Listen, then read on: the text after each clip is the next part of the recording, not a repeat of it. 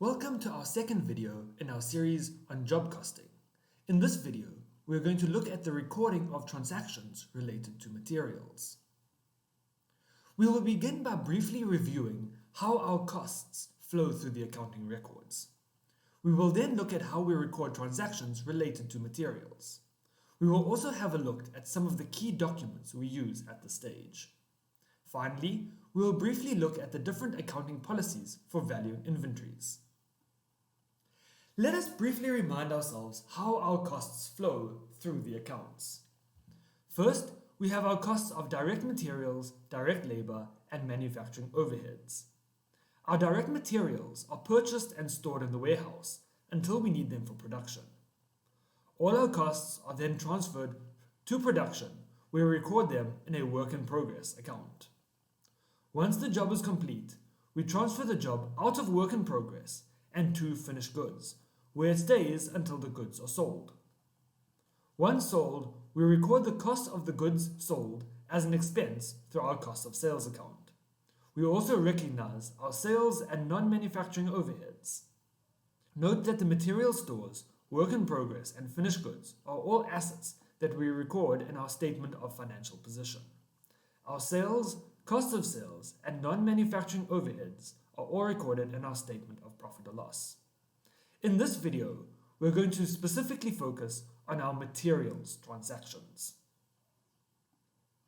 When dealing with materials, the first document we need to consider is the store's ledger account.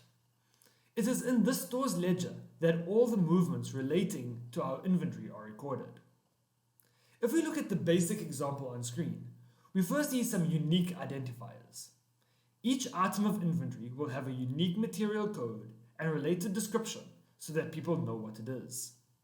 We will also have some sort of details about the inventory levels we should be holding and any reorder levels at which we need to place an order for materials with our supplier.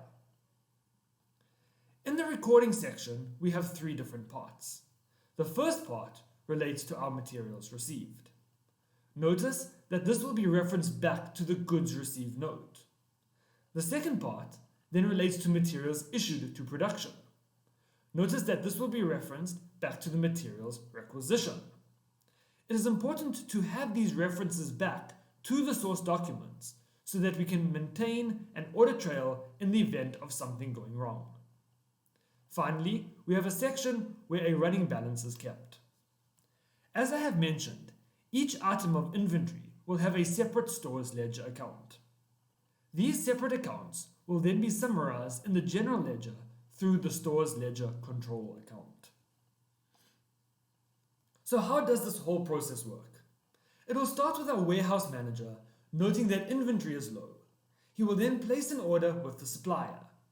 At this stage, there has been no exchange of money or goods, so no transactions are recorded.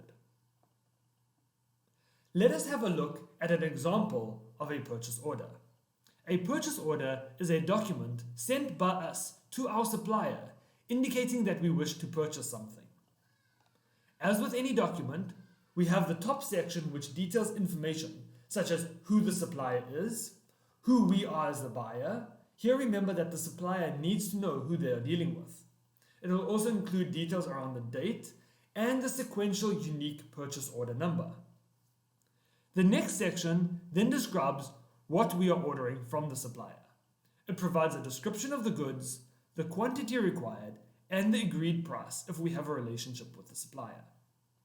Finally, the last section details where the goods should be delivered, the date of delivery, and the payment terms, which again would be agreed with the supplier. We also have a section identifying who is responsible for this order. Once we have placed the order, our supplier will gather the goods together and send them to us together with an invoice. The person receiving the goods will then complete a goods received note based on the quantity of goods actually received. Let us now have a look at a basic example of a goods received note. This document acknowledges the delivery of goods by the supplier and receipt by the customer. The top section again provides some details such as the supplier name, the date, and the location at which the goods have been received. Again, we see that the GRN has a unique sequential number for control purposes. We also see that the GRN needs to be matched to the initial purchase order, so we record the purchase order number on the document. The next section then deals with the goods actually received. We have a space for a description and the quantity delivered. Note that we compare the quantity delivered to the quantity ordered so that we can make sure that the supplier delivered the correct thing. We will also at some point need to match the GRN to the invoice sent by the supplier to ensure they have not charged us for goods we did not receive. Also note that there is a section for notes or comments. The person receiving the goods will check the quality of the goods received and note any short supply, damages, or other issues. Finally, the last section helps us to isolate responsibility. The GRN should be signed by both the person receiving the goods as well as the person who is delivering on behalf of the supplier. This person acts as the witness for the supplier to ensure that we are not claiming short supply or damaged goods when in fact nothing was wrong with the goods. Now this was our first actual transaction. We have received the goods into our warehouse, so we debit our store's ledger account. We now owe our supplier money, so we record them as a creditor in our books. If we had paid them cash, we would have credited our bank or similar account instead of the creditor's control account. Now our factory is manufacturing goods and it needs materials in order to continue the manufacturing process. The factory needs to get the materials from the warehouse, so it sends a materials requisition. The materials requisition, for which an example is on screen, is a document which requests materials to be issued to the factory. Again, at the top we see some standard details. We need a unique sequential requisition number. As with other documents, this document is normally pre-numbered. The document is also dated and identifies the department which the materials are going to. Importantly, the document also details the job number which is to be charged for the materials. The next section then lists the description and quantity of the goods required, as well as their price. The final section is the authorizing signature, again to isolate responsibility. Once our warehouse has received the requisition and gathered the required materials together, the materials, together with the dispatch note, are sent to the factory. As there has now been a movement of materials, we need to record the transaction in our accounts. Remember that the goods are moving out of the warehouse and into the factory. So our journal is to debit our work in progress, which represents our factory, and credit our store's ledger account, which represents our warehouse. If we now come back and look at our job cost sheet, we will see that the direct materials issued to the job are recorded on the job cost sheet. Notice that we record the requisition number and the amount. One last thing we need to consider is that some materials may be issued to the factory without being applied to a specific job. Such materials may be for more general use, such as servicing of machines. In such a case, these materials would be considered to be indirect materials and would form part of the factory overhead costs. As such, our journal entry would be to debit the factory overhead control account and credit the store's ledger control account. We will have a more in-depth view of the factory overhead control account in our video looking at the recording of manufacturing overheads. Now that we have seen how our materials flow through our accounting records and how we record the transactions, it is important to understand what accounting policies are available to value our inventory. Here we have three methods, namely first in, first out, last in, first out, and weighted average cost. In terms of International Accounting Standard 2, FIFO and weighted average are acceptable methods of accounting for your inventory. LIFO, however, is not considered an acceptable method. Both FIFO and weighted average are based on a different assumption, and we need to consider which situation holds true when deciding to apply FIFO or weighted average. For FIFO, we are saying that we can clearly identify which units of material we purchased first, and that they will be used first in production. If we can do this, then we should be using FIFO. Weighted average, on the other hand, assumes that we cannot identify which materials we have purchased first, and as a result, we will use them in any order. Let us look at the basic workings of FIFO and weighted average. Let us now consider an example for FIFO. On day 1, we purchase 100 units of inventory at 10 Rand per unit. This gives us a total value of 1,000 Rand, which we can then record in our books. On day 2, we purchase another 100 units, but this time at a cost of 12 Rand. We can record this transaction at its value of 1,200 Rand.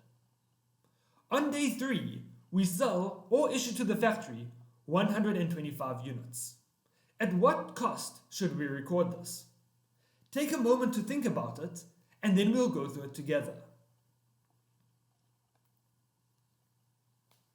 Okay, so remember that FIFO is first in, first out. The first units that came in were those on day 1.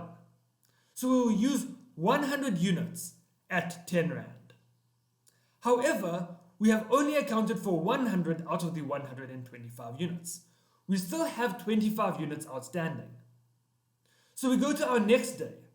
In day 2, we are going to use up 25 units that we still need. We will record these 25 units at their price per unit of 12 Rand. Thus, the total amount of the 125 units will be 100 units at 10 Rand plus 25 units at 12 Rand to give us a total of 1,300 Rand. Our account is then left with a balance of 75 units. At what price should these be recorded? Remember, we have already used all our units from day 1. So the remaining 75 units must relate to day 2.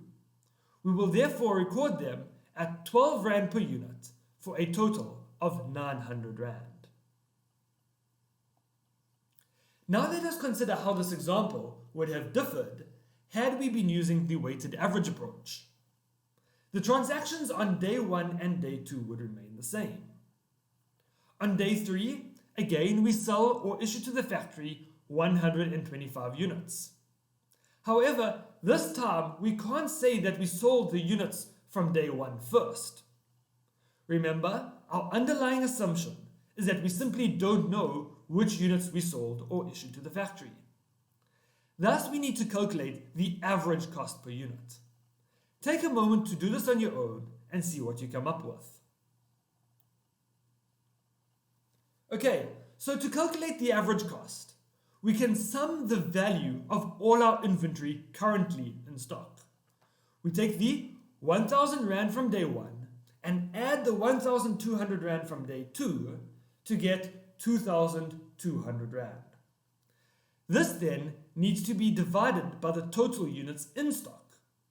So we take the 100 units from day 1 and we add the 100 units from day 2 to get a total of 200 units.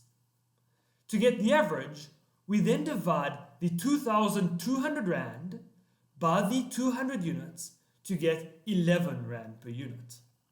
We can then take the 125 units and multiply them by the 11 Rand to get a total amount of 1,375 Rand, which was either sold or issued to production. Finally, we will have 75 units in stock, and these will also be valued at the 11 Rand we calculated earlier to give us our total value of 825 Rand. This brings us to the end of our video on recording material transactions. In our next video, we will have a detailed look at the recording of labor costs. See you next time.